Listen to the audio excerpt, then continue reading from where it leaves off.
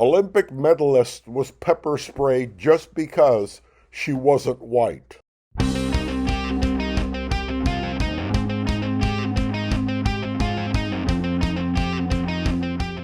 American gymnast Suni Lee, an Olympic medal winner and the first American of Hmong to compete in the Olympics, said she was pepper sprayed in a racist incident while in Los Angeles for her stint on Dancing with the Stars.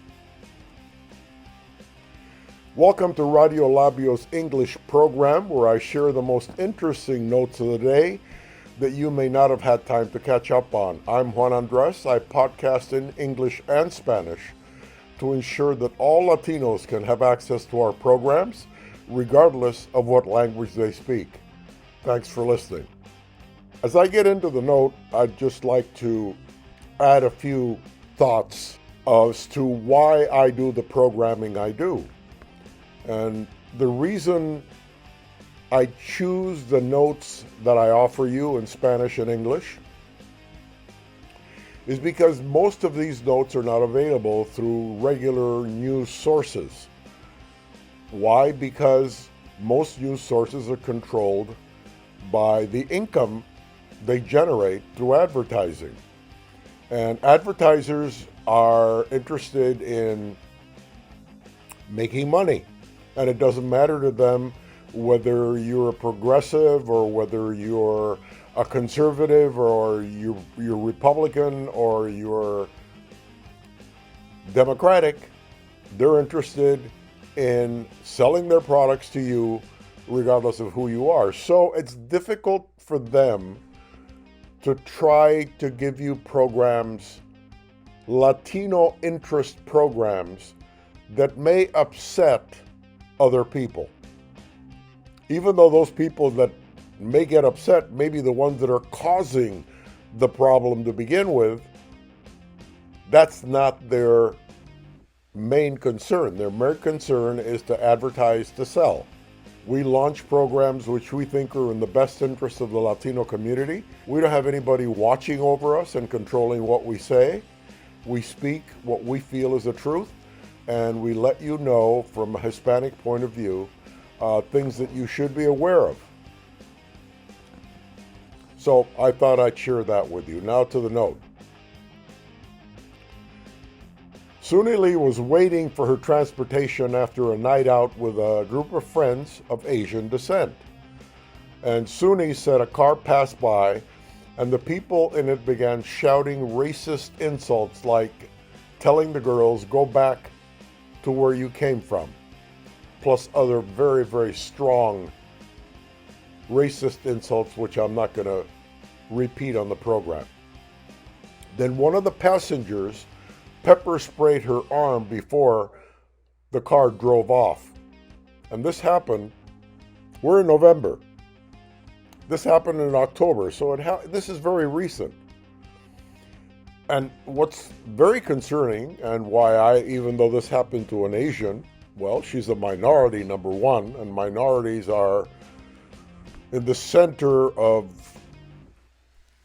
racist situations in the United States, all brought about by right-wing Trump followers who are upset that the election was stolen from him because minorities voted. So the whole idea is don't let them vote or diminish the amount that vote so more white votes get taken into consideration, and then right-wing Republican candidates have a better opportunity to win, which is basically rigging the election. And this is what's insane about all this. This man has everybody thinking that the election was rigged, and yet he is trying to rig all future elections and force himself to become a dictator by changing our government from a democratic government to what he would hope would be an authoritarian one, which is another very pretty word of saying dictatorship. So here we are now. This is an Olympic medalist, somebody to be respected and admired. somebody that you want on your cereal box so you can look at her every time you eat breakfast with a cup of coffee. Where has this come to? You remember the days when somebody won a gold medal for the United States, they were featured on television and radio and put on cereal boxes and milk cartons and everything, and everybody was so happy. And now they're pepper spraying gold medalists. Isn't that, you would think 10 years ago this couldn't happen in the United States. Well, it is. It is because we made the mistake of electing probably the worst president in the history of the United States, who continues to do harm to our society and all the people that are working so hard to continue making this country the most powerful economically, militarily, and in every aspect in the world. So if a gold medalist is pepper sprayed, what do you think our chances are of avoiding this kind of hostility towards minorities? Anyway, Suni said, I was so mad, but there was nothing I could do or control because they raced off. I didn't do anything to them, and having a reputation is a very difficult situation. I didn't want to do anything that could get me in trouble and hurt my reputation. So I just let it happen. I don't know what else she could do. There's a car speeding by, they pepper sprayed her. She's lucky, because if the car is moving and you get the arm, you weren't shooting for the shoes, and you weren't shooting for the legs, and you weren't shooting for the stomach, you were shooting for the face. And the car probably went so fast it moved your arm, and Suni was lucky she didn't get it in the face. This was, in my opinion, a coincidence. It was a coincidence that she didn't get pepper sprayed in the face. Look, attacks on Asian Americans have skyrocketed during the pandemic. A coalition that tracks racism and discrimination against Asian Americans said at least 4,533 incidents were reported in the first 6 months of 2021. That's incredible. And countless attacks on Hispanics and African Americans, including police vigilantes murdering blacks. More than 150 hate crimes per week were reported to the Stop Hate Coalition from March 19, 2020 to June 30th, 2021. In 2015, the year that Donald Trump became president, we had an average of 45 hate crimes reported. And thanks to Trump and radical Republicans full of hate and violent rhetoric, we're up to 150 per week.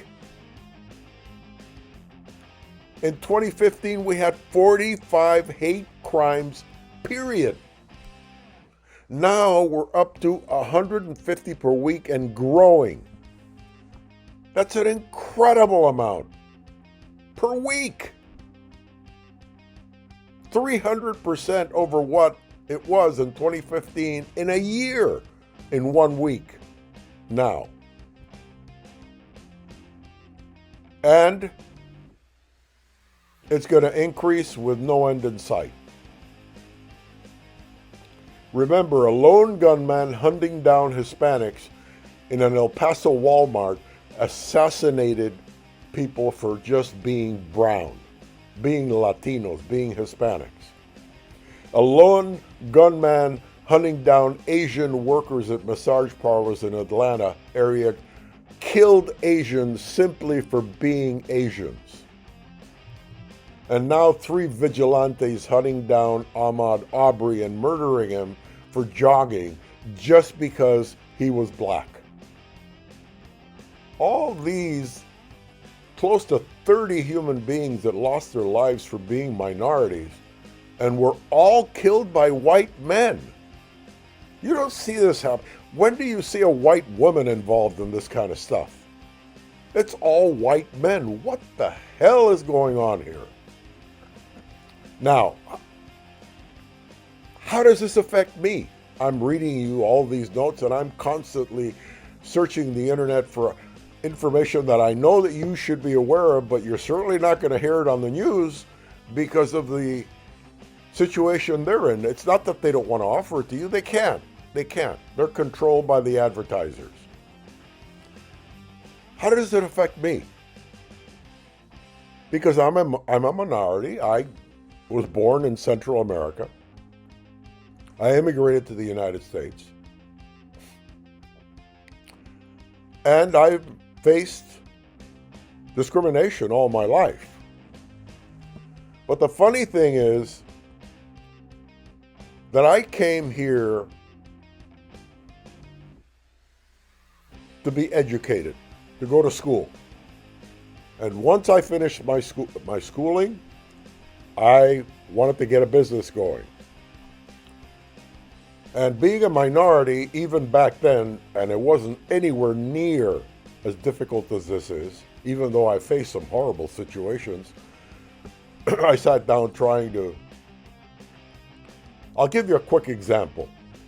I sat down with a major grocery chain buyer, with hundreds and hundreds of stores in the area that I was selling.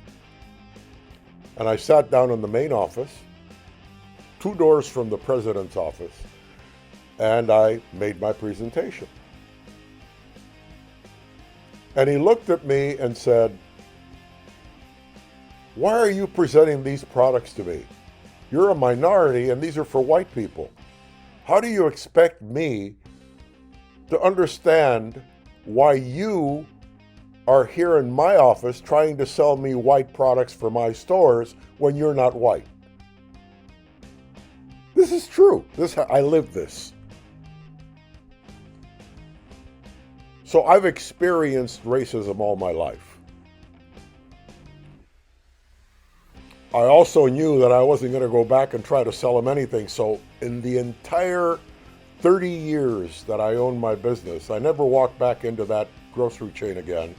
I went and worked out a deal with a competitor of mine who had a good relationship with a buyer and said, "Look, if you sell them, I'll split the profits with you, and that way you can be in on it." And he sold them because he was white, but I couldn't.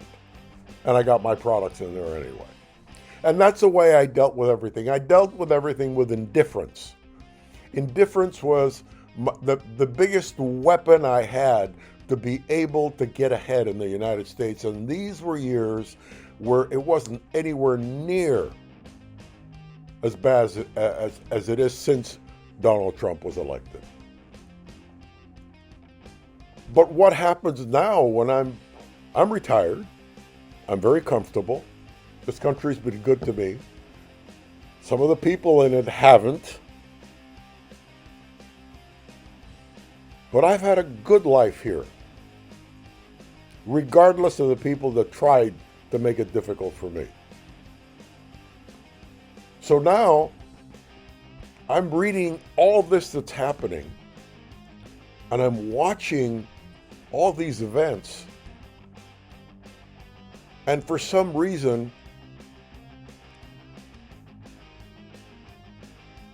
I had indifference like in my subconscious.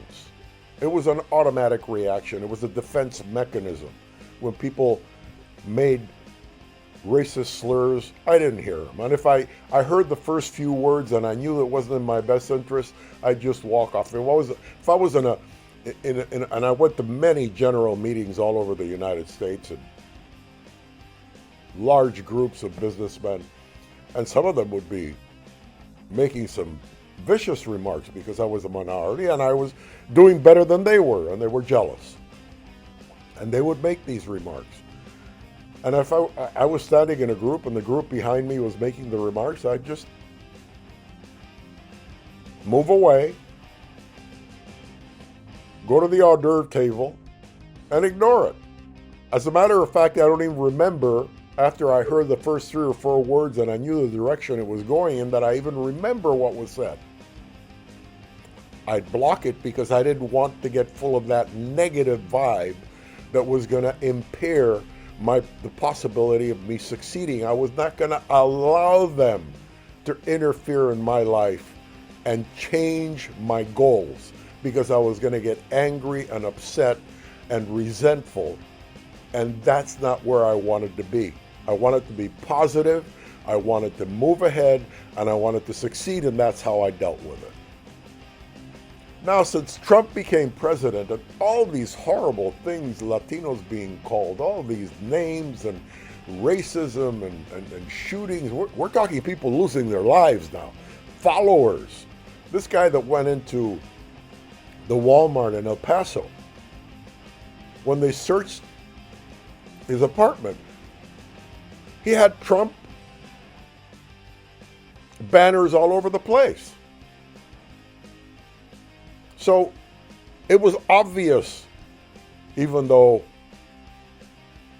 no one's saying it, that he was motivated by the things the president said. And he went out and killed, in my personal opinion, indirectly. Those things affect people's behavior. You saw it happen on January 6th when they attacked the Capitol. You saw what words can do. And words, in this case, in my opinion, cost the lives of innocent people in a Walmart. Latinos. And that's what's going on with all of this, the Ahmaud Arbery situation, all this. So how did it affect me? It brought that indifference to the forefront. In other words, now I'm not just ignoring things, I'm taking them in and I'm paying attention and I'm listening to them. I'm not ignoring them anymore. It's not with indifference that I hear 3 or 4 words, walk away, and don't remember what was said. I'm listening to every single word because I don't know how dangerous it is and whether it could cost me my life. In the past, it was just racism, period. There was no violence in the world, in the business world I was in. And you say to yourself, well, what makes you think that now things have changed and the people in the business world that are minorities are all going to be suffering situations that you didn't have to suffer? Well, look, if Suni Lee is getting attacked in a drive-by pepper spraying, what's the difference if he's got a 22 and he shoots her?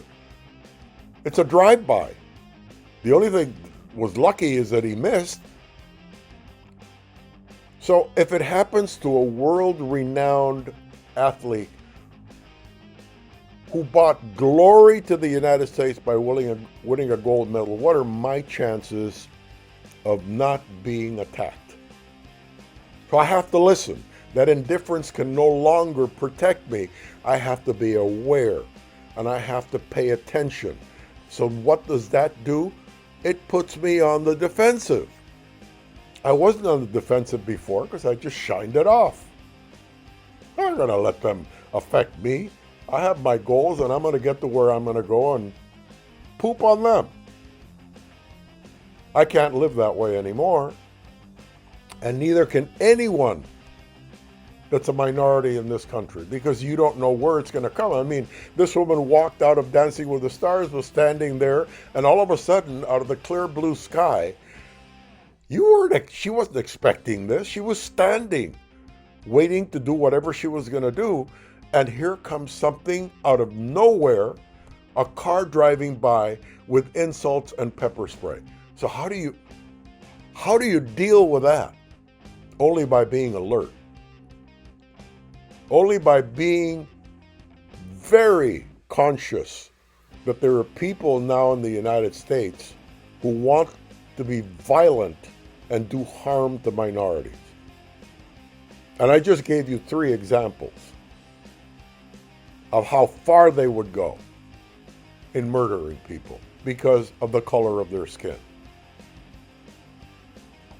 Why am I explaining this? Because if you're living your life as if you were living 20 years ago with the security and the comfort and the feeling of safety that you had before. Of course, continue to live that way when you're around your home or when you're in an area that you think you feel safe.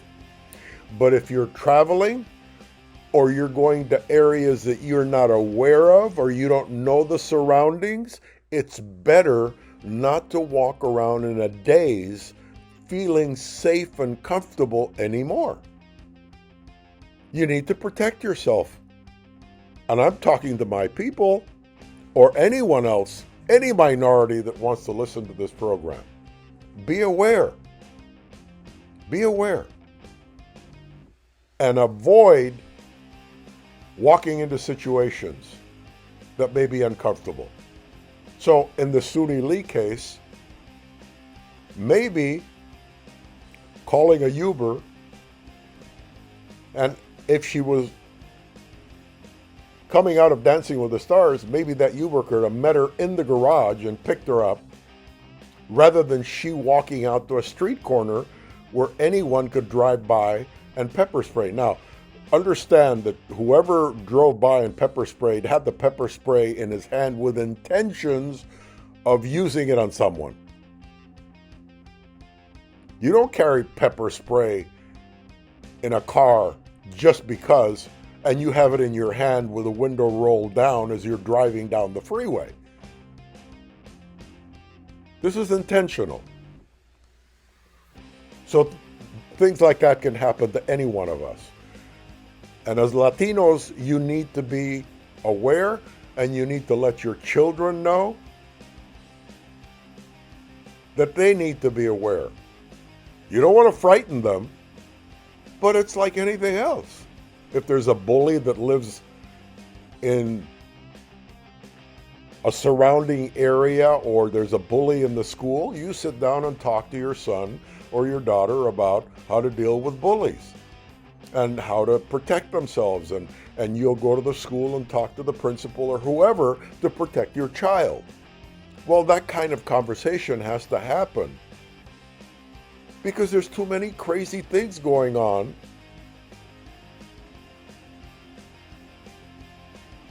in this stage of our divisiveness in America.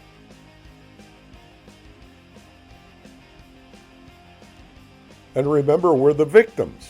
We're not the perpetrators. We're the victims. So we need to be aware, and we need to protect ourselves, because the perpetrators are planning. They're not walking out and, let me go to the grocery store and I'm going to shop and get a milk and come home and, I just saw a minority. I didn't bring the pepper spray with me. Let me go to the shelf and see if I can buy one here. That's not the way it works.